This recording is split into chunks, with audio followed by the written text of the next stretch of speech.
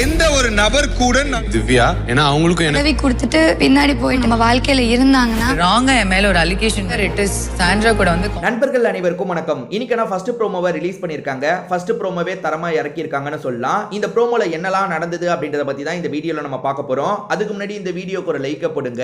ரெக்வெஸ்டா தான் இந்த விஷயத்தை கேட்கறேன். நீங்க லைக் போட்டீங்கன்னா இந்த வீடியோ பூஸ்ட் ஆகிறதுக்கு ஹெல்ப்ஃபுல்லா இருக்கும். சோ பாக்குறவங்க இன்னும் லைக் போடாம இருக்கீங்கன்னா தயவு செஞ்சு ஒரு லைக் போட்டு கண்டினியூ பண்ணுங்க. இன்னும் நம்ம சேனலை சப்ஸ்கிரைப் பண்ணாம இருக்கீங்கன்னா சப்ஸ்கிரைபும் பண்ணி வச்சுக்கோங்க. அதே மாதிரி ஏற்கனவே இப்போ ஒரு நியூஸ் வர ஆரம்பிச்சிருச்சுங்க. யாரு கானா வினோத் தான் பெட்டி எடுத்துட்டு போயிட்டாருன்ற மாதிரி தான் நியூஸ் வர ஆரம்பிக்குது. அதை பத்தி நம்ம ஏற்கனவே வீடியோ போட்டிருக்கோம். அதை பார்க்கணும்னா கூட பாருங்க. இப்போ இந்த ப்ரோமோவோட கண்டென்ட்டுக்குள்ள வந்துடலாம். பிக் பாஸ் சின்ன டாஸ்க் மாதிரி தருவார்ல, அந்த மாதிரி தான் ஒரு டாஸ்க் தந்திருக்காரு. அந்த டாஸ்க் லெட்டரை சபரி தான் படிக்கிறாரு. அது என்ன தெரியுமா? இப்போ கேம் ஷோ எல்லாம் முடிஞ்சு நீங்க எல்லாருமே வெளியே போயிடுவீங்களே, அப்படி வெளியே போனதுக்கு அப்புறம் தயவு செஞ்சு இவங்க கிட்ட மட்டும் நான் பேசவே மாட்டேன்ப்பா, இவங்க கூட நான் கான்டாக்டே வச்சுக்க மாட்டேன், ஏன்னா இவங்க கிட்ட பேசுறதுல எனக்கு விருப்பமே இல்லைன்னா யாரு சொல்லுங்கன்ற மாதிரி கேட்கிறாரு. ஒவ்வொருத்தரா வந்து சொல்ல ஆரம்பிக்கிறாங்க. அதுல யார் யார் பேரை சொல்ல வாய்ப்பு இருக்குன்னு நம்ம ஒரு கெஸ் வச்சிருப்போம் பாத்தீங்களா? அதுல அது மாதிரி தான் நடக்குது. அதுல ஒரு சின்ன ட்விஸ்ட் இருக்கு. அதை பத்தி நம்ம பார்ப்போம். அது என்னன்னா, முதல்ல வந்து சொல்றதுக்காக விக்ரம் தான் வராரு. விக்ரம் என்ன சொல்றாருன்னா திவ்யா தான் அப்படின்ற மாதிரி சொல்றாரு. ஸ்டார்டிங்ல இருந்தே திவ்யாக்கும் எனக்கும் செட்டே ஆகல, ஏன்னு தெரியல, எனக்கும் அவங்களுக்கும் சுத்தமா செட்டே ஆகல. ஸோ அப்படி செட் ஆகாதவங்க கூட வெளியே போய் நான் கான்டாக்டும் வச்சுக்க மாட்டேன், திவ்யா தான் எனக்கு அப்படின்ற மாதிரி சொல்லிட்டாரு. பரவாயில்ல, இது ஆனஸ்டா சொல்லிட்டாரு. ஏன்னா இவருக்கும் திவ்யாக்கும் செட்டே ஆக மாட்டேங்குது. மற்றபடி வீட்டில் எல்லாரும் கூடயும் இவர் ஓரளவுக்கு கனெக்டடாக தான் இருக்காரு. முன்னாடி, அதாவது கொஞ்சம் சில வாரங்களுக்கு முன்னாடி கேட்டிருந்தா சாண்ட்ரான்ற மாதிரி சொல்லியிருப்பாரு. ஏன்னா அப்போ சாண்ட்ரா தான் செட் ஆகாமல் இருந்தாங்க. ஆனால் இப்போ சாண்ட்ரா தான் பயங்கரமாக இவருக்கு செட் ஆகுறாங்க.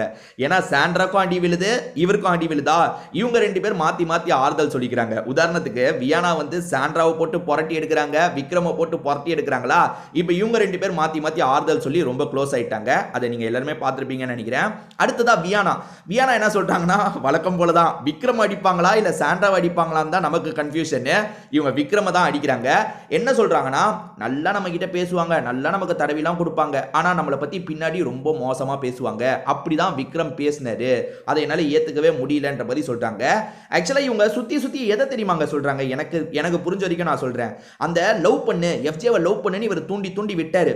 இவங்க லவ் பண்ணி இவங்க கேமே நாசமா போயிட்டு இருக்கோம். நாசமா போகும்போது அவன் வந்து நாய்க்குட்டி மாதிரி தடவிட்டு இருப்பானா, நாய்க்குட்டி மாதிரி தடவிட்டு இருக்க, அசிங்கமா இல்லையான்னு ஒரு மாதிரி பேசியிருப்பாரு. அதெல்லாம் வந்து வியானாவை பயங்கரமா அஃபெக்ட் பண்ணியிருக்கு போல. ஸோ நம்ம கேமையே இவர் வந்து ஒரு பிளான் பண்ணி காலி பண்ணிட்டாரு அப்படின்ற ஒரு வெறி இருக்கு. அதனால தான் சான்ஸ் கிடைக்கும் போதெல்லாம் இவரை போட்டு அடின்னு அடிச்சிட்டு இருக்காங்க. விக்ரம் வந்து ரொம்ப ஃபீல் பண்றாரு போல. அந்த இடத்துல வந்து அவங்க சொல்லிட்டு இருக்கும் போது ஃபீல் பண்றாரு போல. ஏன்னா கானா வினோத்து ஒன்னும் இல்லைன்ற மாதிரிலாம் தட்டி கொடுத்துட்டு இருக்காரு. வியானா எதை பத்தியும் கவலைப்படுறது இல்லை. நீ அழுதாலுமே நீ நடிக்கிறன்னு தான் எனக்கு தோணுது. ஏன்னா நான் அடிக்க ஆரம்பிச்சோன்னா உடனே அழுதுட்டா நம்ம பேச மாட்டோம் அப்படின்றதுக்காக நீ அழுகுற மாதிரி தான் தோணுதுன்னு அவர் அளவே செஞ்சாலும் சரிங்க, போட்டு வியானா பொழந்துட்டு இருக்கு.